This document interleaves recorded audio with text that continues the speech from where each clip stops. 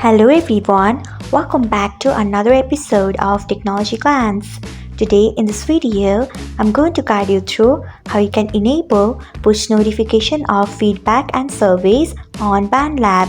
So let's get started. Firstly, open BandLab app in your device.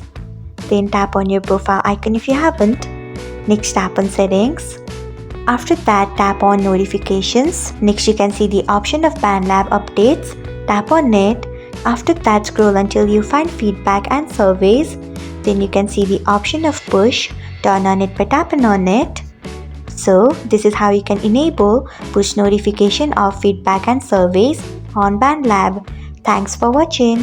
If you found this guide helpful, we would love it if you hit the thumbs up button below.